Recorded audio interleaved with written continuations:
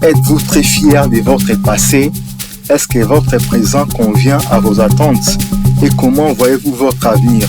Est-il plein d'espoir ou vous doutez de la réalisation de vos rêves? Qu'est-ce qui veut vraiment tuer vos rêves? Les tentatives infructueuses, les déceptions, les trahisons, les humiliations? Non, tournez la page et écrivez une nouvelle histoire. L'apôtre Pierre, après la déception de ne pas avoir même un poisson dans le filet, commençait à laver les filets. Il voulait abandonner car il avait pêché toute la nuit, le temps favorable, il avait mis toute son expertise mais il n'avait eu aucun résultat. C'est peut-être aussi votre cas. Vous aviez beaucoup investi votre temps et votre énergie et même votre argent sans rien gagner selon vos attentes. Vous êtes un peu découragé, démotivé et vous voulez même abandonner vos projets. Ou peut-être vous aviez commencé plusieurs relations amoureuses mais qui ne vont pas loin. Vous n'avez plus envie d'aimer. Vous aviez tellement échoué dans un domaine ou un autre que vous en avez marre d'oser encore. Mais je vous dis seulement tournez la page pour écrire une nouvelle histoire avec Jésus-Christ. Les tentatives infructueuses, les déceptions, les échecs sont des tueurs de rêves. Ne les permettez point de vous décourager, mais utilisez-les pour avancer davantage vers vos buts. Oui, mon frère, ma sœur, tourne la page pour écrire une nouvelle histoire avec Jésus-Christ. L'apôtre Pierre, après son échec, avait fait la rencontre avec un homme qu'on appelle Jésus et avait cédé à cet homme sa barque pour prêcher. Et à la fin, cet homme lui dit « Avance en pleine eau et jette ton filet ». Et il finit par avoir au-delà de ce qu'il imaginait possible, en sorte que sa barque fut remplie et les barques de ses voisins. Le secret de l'apôtre Pierre, c'est d'abord céder sa barque à Jésus. Quand on cède à une personne quelque chose, c'est cette personne qui va les contrôler et l'utiliser à sa guise. C'est le conseil que je nous donne. Nous sommes souvent des maîtres de nos vies, des maîtres de nos entreprises, de nos projets, et nous ne voulons pas les céder complètement au Maître suprême Jésus-Christ. C'est pourquoi nous n'avons que des résultats ordinaires. Le deuxième secret de l'apôtre Pierre, c'est l'obéissance. Jésus lui dit « Avance en pleine eau et jette ton filet ». Il répondit « Maître, nous avions péché toute la nuit sans rien prendre, mais sur ta parole je jetterai les filets ». Pour écrire une meilleure histoire, une histoire glorieuse avec Dieu, il nous faut obéir à ses instructions, à sa parole. Tout commence par là. L'obéissance est la clé des espoirs avec Jésus-Christ. Si l'apôtre Pierre n'obéissait pas, les filets n'allaient pas être débordés de poissons.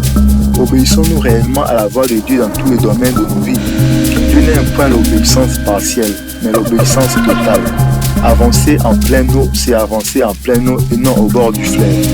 Dieu nous attend dans la plénitude de son esprit et ne pas mener une vie qui attriste toujours son Esprit Saint, une vie qui éteint l'esprit. Ne pas obéir à l'Éternel pleinement, c'est lui désobéir totalement.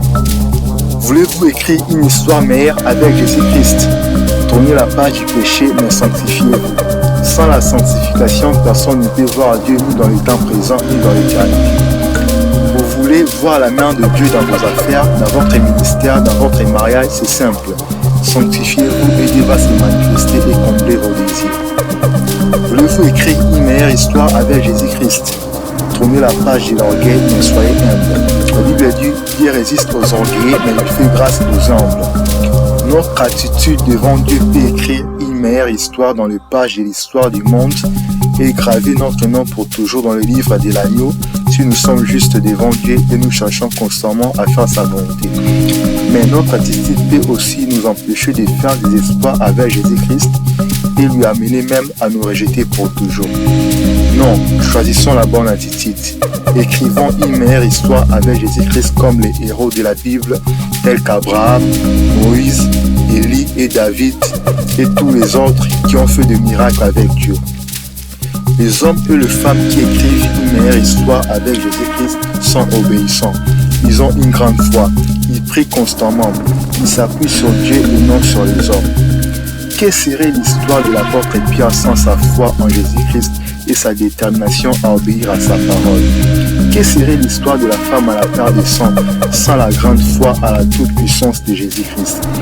Quelle serait l'histoire de Bartimée sans sa détermination à crier et implorer la miséricorde du fils de David, malgré les gens qui les réprenaient pour le faire taire? Mon frère, ma sœur, ton histoire ne dépend que de toi, de ta foi en Jésus-Christ. Les hommes peuvent te juger, te marginaliser, t'humilier, mais si tu gardes ta foi et ta détermination à suivre la voie de Dieu, la fin de ton histoire sera plus glorieuse que son commencement. Car la Bible dit, vaut mieux la fin des choses que son commencement. Prends juste la décision de tourner la page du péché pour écrire une nouvelle histoire avec Jésus-Christ. C'est vrai, avec Jésus-Christ, tu vaincras.